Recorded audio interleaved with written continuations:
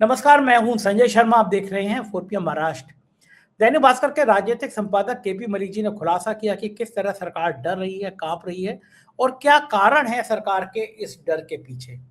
उन्होंने बताया कि जिस तरह भारतीय जनता पार्टी के लोगों को कांग्रेस में लाया जा रहा है, ये बताता है कि बीजेपी के पास अपना कोई आधार बचा नहीं है। शानदार बातचीत है, चलते हैं केपी मलिक जी के पास। आपसे रिक्वेस्ट है 4PM महाराष्ट्र को सब्सक्राइब जरूर कर लीजिएगा। 4PM न्यूज नेटवर्क में बहुत बहुत स्वागत है केपी मलिक साहब, हार्दिक अभिनंदन आपका, स्वागत आपका। धन्यवाद संजय जी, आपका और आपके दर्शकों का भी बहुत बहुत धन्यवाद, आभार जी। मलिक साहब, मैंने पढ़ा है, मुझे चूंकि पढ़ने का बहुत शौक है, तो मैंने करबला की जंग पढ़ी है और मैं सोचता था कि वो क्या जज्बा होता होगा, वो क्या बहादुरी होती होगी। जंग के मैदान में लोग अपनी जान की परवाह नहीं करते थे। मैं ईरान में देख रहा हूं, एक तरफ धर्म है, एक तरफ अधर्म है। एक तरफ अपनी ताकत का, अहंकार का सीधा सीधा जीता जाता उदाहरण है कि आप बच्चियों के यौन शोषण कर रहे थे, आपको उससे बचना था तो आपने युद्ध कर दिया। दूसरी तरफ ईरान में है, एक आदमी मरता है, 3 आदमी सामने आ जाते हैं कि हम मरने को तैयार हैं। सबको पता था कि जिस तरह वो सार्वजनिक रूप से घूम रहे हैं, वो नेतन्याहू की तरह नहीं है कि बंकर में छुप के बैठ जाएं, पता नहीं हो कि जिंदा हो या नहीं हो।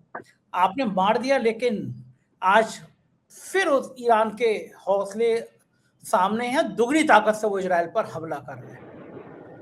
क्या लगता है मलिक साहब, ये ताकत, ये हिम्मत ईरान के लोगों में कहां से आती है कि वो अमेरिका के पसीने छुड़ा दें? ट्रंप का सिंहासन डोलने लग रहा है, ट्रंप के यहाँ इस्तीफे होने लगे हैं। क्या लगता है कि ये युद्ध ट्रंप की जिंदगी की सबसे बड़ी भूल होगी? और इस हिम्मत के बारे में जरा मुझे विस्तार से बताइए कि ईरान के लोगों के अंदर इतनी हिम्मत आई तो आई कहां से? संजय देखिए, आज जो ईरान का, इजराइल का और अमेरिका का युद्ध चल रहा है, आज उसका 19वां दिन है। काफी लंबा अरसा होता है। अमेरिका एक्चुअली ईरान को भी वेनेजुएला समझ रहा था और वो गलतफहमी उसके दिमाग में थी कि हम इनको डरा के और एकाएक जो है कब्जा ईरान पे उसी तरीके से कर लेंगे।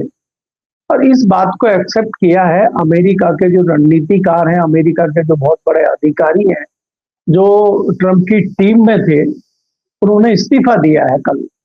और उन्होंने ये लंबा चौड़ा पत्र लिखा है इस्तीफे में। उन्होंने कहा है कि हमें नहीं लगता कि ईरान जो है फिलहाल हमारे किसी हमें ईरान पर हमला इसलिए कर देना चाहिए था कि ईरान के कोई खतरे हमें नजर आ रहे थे और उसके इरादे ऐसे थे कि वो अमेरिका को कोई नुकसान पहुंचा सके। ये जो ट्रंप साहब ने फैसला लिया है, ये इजराइल के दबाव में और यहाँ की जो तेल की लॉबी है, अमेरिका की जो एक लॉबी है, उसके दबाव में कहीं ना कहीं दिया है। और ये देश के साथ खिलवाड़ कर रहे हैं, लिहाजा मैं इस्तीफा देता हूं और मैं इस टीम का हिस्सा नहीं हूं। और वो बहुत बड़े अधिकारी हैं, आप ये समझ लीजिए। तो उस पर ट्रंप बचकाना बयान देते हैं और कहते हैं वो तो डरपोक है, कमजोर है। अच्छा, अभी तक आपकी टीम में थे, वो बड़े मजबूत थे, बड़े राजनीतिज्ञ थे, बहुत पहलवान थे, योद्धा थे। और जैसे ही वो उन्होंने अपने दिल की आवाज सुनी और उनको लगा कि हम गलत कर रहे हैं, वो जो है कायर हो गए, कमजोर हो गए। तो ये जो ट्रंप जिस तरह से बचकाना हरकतें कर रहे हैं, उसका रिजल्ट उनके सामने है। और संजय जी, अमेरिका में भी हमारी भी 2-4 लोगों से बात होती है, वहां पे भी जो आम जन है, उनका मानना ये है कि देश का जो आवाम है अमेरिका का, वो भी कहीं ना कहीं इस फैसले के उलट है। वो ट्रंप के फैसले को बहुत सही फैसला नहीं मान रहा है। अब बात अगर आप ईरान की करते हैं, ईरान में जिस प्रकार से बहुत बड़े रणनीतिकार थे और जिस तरह से इजराइल की तरफ से हमले चल रहे हैं, उनका जवाब देने के लिए सारी रणनीति तय करते थे जो अभी ये अली लारीजानी जो हेड बने थे, उनको कल उनके बेटे को और उनके साथ में मिसाइल दागी गई है, वो अपने बेटे के साथ में थे।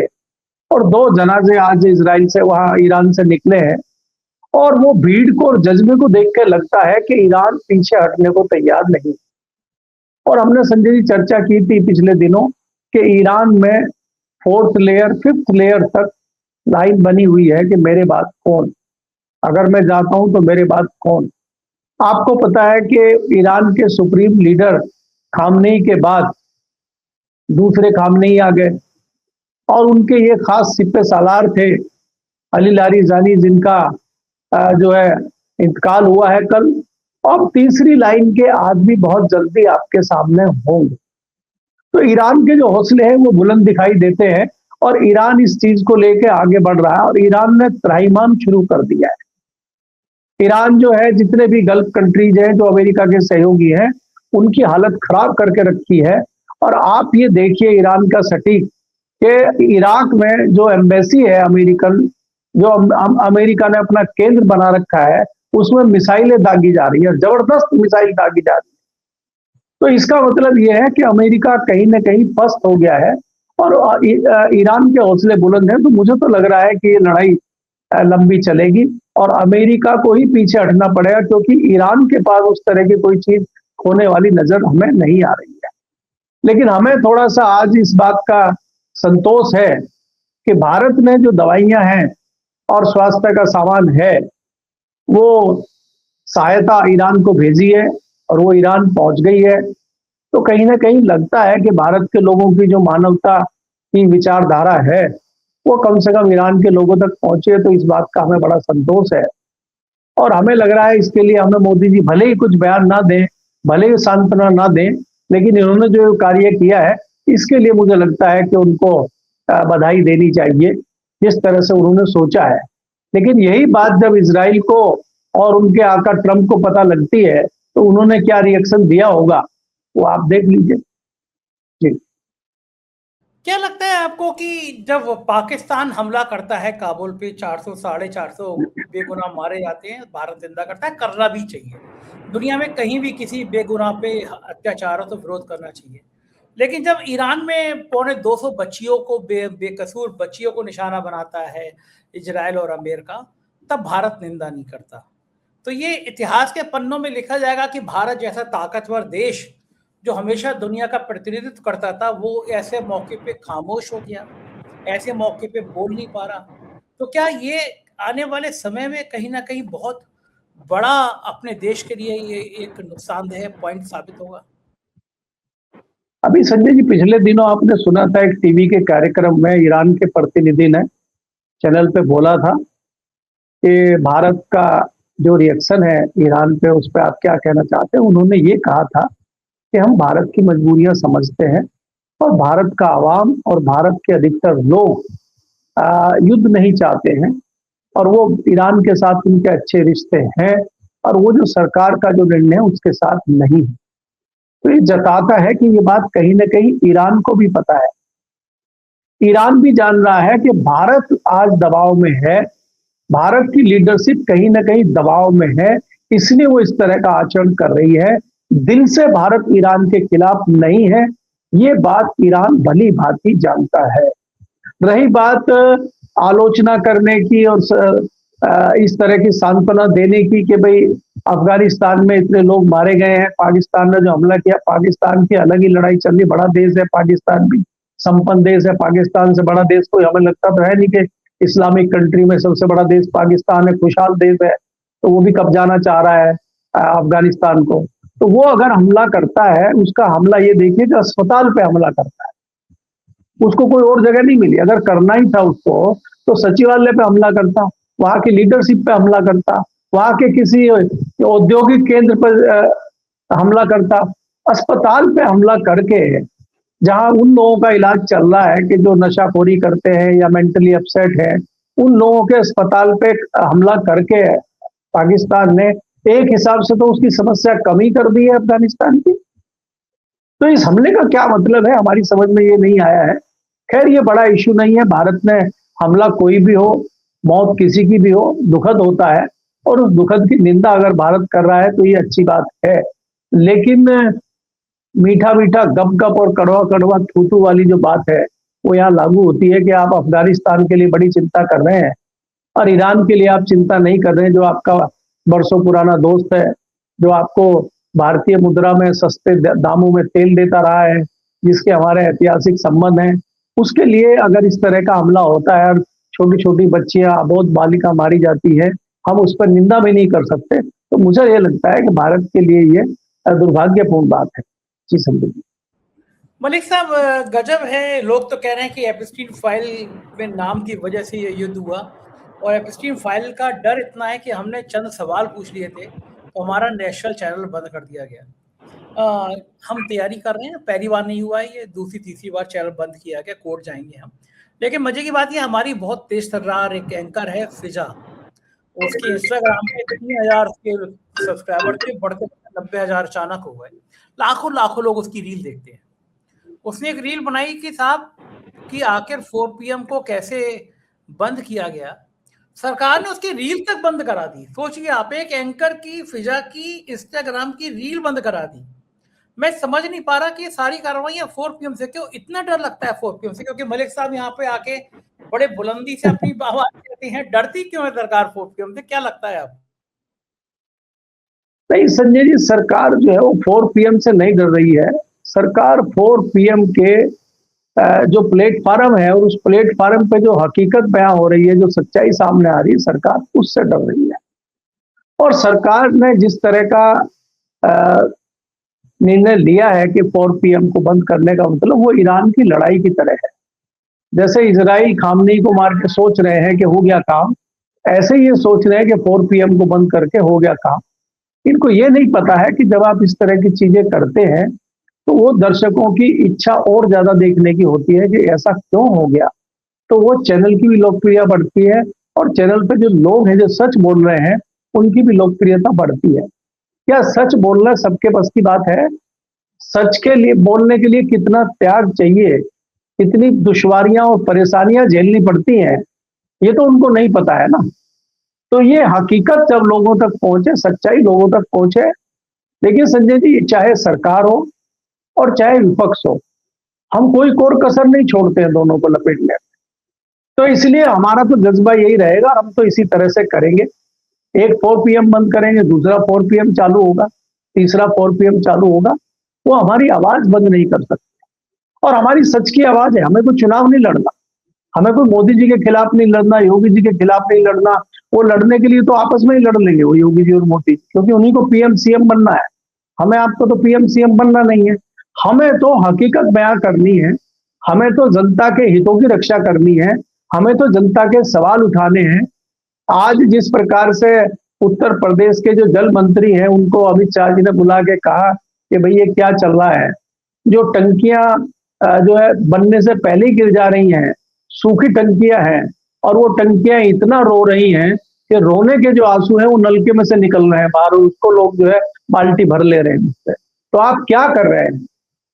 तो अगर ये बात हम जैसे लोग नहीं बताएंगे जनता को कि ऐसी ऐसी टंकियां बन रही हैं कि पानी भरने से पहले ही टूट जा रही हैं, और एक अंग्रेज थे जो पुल बना के गए थे और ऐसी इमारत बना के गए थे जो 100 साल के बाद भी खड़ी है सीना ताने, और हमारी जो है 100 दिन नहीं चल पा रही है। तो ये बात हम क्यों ना रखें जनता के सामने, क्यों ना जनता को बताएं? तो हम तो जनता को बताते रहेंगे, और हमारे लिए कोई पक्ष विपक्ष नहीं है। हम विपक्ष को भी इतना ही जो है झिझोड़ते हैं, और इतना ही हम सत्ता को करते हैं। सत्ता को ज्यादा इसलिए करते हैं क्योंकि सत्ता की जिम्मेदारी है, सत्ता का काम है। भाई अगर कई लोग हमें कहते हैं कि आप कांग्रेस को कुछ नहीं कहते, कांग्रेस को तो हम कह रहे थे पहले, और कांग्रेस तो बाहर है 10-12 साल से। कांग्रेस आएगी उसको भी कहेंगे। कांग्रेस ने कुछ गलतियां की हैं, इसीलिए तो कांग्रेस को हटा के आपको लाए हैं, और आप भी वही गलतियां कर रहे हैं, तो आपको भी रसातल में जनता भेजेगी फिर। तो हम तो आपको जगाने के लिए बात करते हैं, और हमारा जगाना, हमारा कड़वी बात कहना अगर आपको बुरा लगता है तो इसमें हमारी गलती नहीं है, वो आपकी सोच की गलती है। जी बिल्कुल ठीक कह रहे हैं। और बात भारत की राजनीति की करूंगा कि असम में चुनाव आ रहे हैं, और भारतीय जनता पार्टी को फिर लगने लगा है कि अपने नेताओं से तो चुनाव जीता नहीं जा सकता, फिर से कांग्रेस के नेताओं को लेकर आए। संघ भी क्या सोचता होगा कि कौन सी भारतीय जनता पार्टी बनी है कि पूरी दूसरी कांग्रेस बना दी, कांग्रेस से ला ला के बीजेपी के अंदर भर दिए। क्या बीजेपी के अंदर ऐसे नेता नहीं हैं पार्टी के अंदर जो चुनाव लड़ा सके, जिता पाए? पूरी पूरी कांग्रेस है। तो जो कहते थे कि विचारधारा की बात है, विचारधारा की लड़ाई है, बड़े बड़े भ्रष्टाचार के आरोप लगते हैं, और वो जो है कुछ दिनों बाद वो लोग शामिल हो जाते हैं। जैसे इतने मजेदार मजेदार खबरें आती है, जैसे मैं देख रहा था कि आप ये देखिए खबर है नवभारत की, 400 करोड़ के घोटालों के आरोप में फंसे भाजपा विधायक। सोचिए आप, छोटा मोटा घोटाला नहीं होता, 400 करोड़ का। अब तक तो कांग्रेस के लोग फंसे थे, तो डायरेक्ट बीजेपी के लोग ही फंसने लगे। दूसरी तरफ भारतीय जनता पार्टी जिस नेता की पूरी भ्रष्टाचार की किताब बना के रखती थी, उसको मुख्यमंत्री बना दिया। आजकल वो बाकी कांग्रेसियों को भी ले आ रहे हैं। तो ये जो राजनीति में गिरावट है, इसके बारे में मैं बात करूंगा, आपसे जानना चाहूंगा। दूसरा, कांग्रेस के ऊपर भी सवाल है कि वो अपने नेताओं को रोक क्यों नहीं पा रही है। हरियाणा में जिस तरह भीतरघात हुआ, बाकी राज्यों में हुआ, कांग्रेस के अंदर भी कहाँ कमी है जो इसको ठीक किया जाना चाहिए। इन दोनों बिंदुओं पे आपका क्या मानना है? देखिए संजय जी, अगर आप भारतीय जनता पार्टी की राजनीति की बात करते हैं तो यहाँ हमें भारतीय जनता पार्टी की राजनीति की तारीफ करनी होगी, हम उससे बच नहीं सकते। अमित शाह अगर पार्टी के चाणक्य कहे जाते हैं तो उनके पास जो पन्ना प्रमुख होता है, जो तालुके में छोटा सा कार्यकर्ता होता है, जो जिले का नेता होता है, उसकी जन्म कुंडली अमित शाह की टेबल पे होती है। क्या इस प्रकार की जन्म कुंडली राहुल गांधी या उनके प्रदेश अध्यक्ष की टेबल पे नहीं होती? अगर नहीं होती तो क्यों नहीं होती? तो यहाँ हम भाजपा की बुराई करने लगे, भाजपा की गलती बताने लगे, ये कोई ठीक बात नहीं है। सवाल मेरा ये है कि भाई भारतीय जनता पार्टी तो करेगी, शाम दाम दंड भेद करके अपनी सरकार बनाने की कोशिश करेगी, कांग्रेस उससे बचने के लिए क्या कर रही है? आप ये देखिए कि अभी जब इस तरह की चर्चाएं मीडिया में चली कि बारदोली, पहले तो एक दूसरे सांसद और एक बड़े नेता कांग्रेस के हेमंत शर्मा के टच में थे और बाद में वो चले गए भारतीय जनता पार्टी में। अभी 2 दिन पहले खबर आई कि जो वहां के बारदोली है तो सांसद हैं, उनकी भी चर्चा है। तो गोगोई साहब गए, तरुण गोगोई, और उनके साथ एक और नेता गए कांग्रेस के, और कहा रहे उन्होंने हम अभी बाहर निकल के आए हैं, मीडिया ने बात करी और सब ठीक है, और ये तो भाजपा की तरफ से रूमर फैलाया जा रहा है, ये है वो है। और वो सुबह जो है हेमंत शर्मा के घर पे ज्वाइन करते हुए दिखाई देते हैं। तो क्या जो भारतीय जनता पार्टी के लोग ये कृत्य कर रहे हैं, क्या इसकी खबर भी कांग्रेस के पास नहीं है? तो क्या कांग्रेस में जो कई लोग दावा करते हैं कि आत्मघाती लोग बैठे हुए हैं, तो क्या इसमें कुछ सच्चाई है? क्या कुछ इस तरह की चीज कांग्रेस में है क्या? वो राहुल गांधी को घेर कर बैठे हैं क्या? तो एक तो ये सवाल बनता है। दूसरा सवाल ये बनता है संजय जी कि इसमें कहीं ना कहीं ये भी हो सकता है, क्योंकि जो सांसद ज्वाइन किए हैं आसाम में भारतीय जनता पार्टी को, ये कांग्रेस के पुराने सांसद हैं। तरुण गोगोई के जो फादर थे, जब वो वहां के मुख्यमंत्री थे, उस सरकार में भी मंत्री रहे हैं, सांसद भी हैं।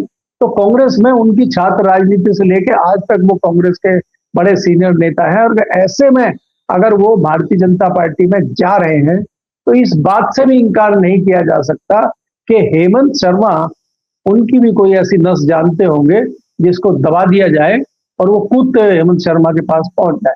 क्योंकि हेमंत तो शर्मा भी तो वहीं से आए, हेमंत तो शर्मा भी तो सरकार में थे, और हेमंत तो शर्मा भी तो पूरी जन्मपत्री जानते हैं। हेमंत तो शर्मा भी इसी शर्त पर गए। हेमंत तो शर्मा कल को कांग्रेस में नहीं आएंगे, इसकी गारंटी किसके पास है? वो भी तो पाला बदल सकते हैं।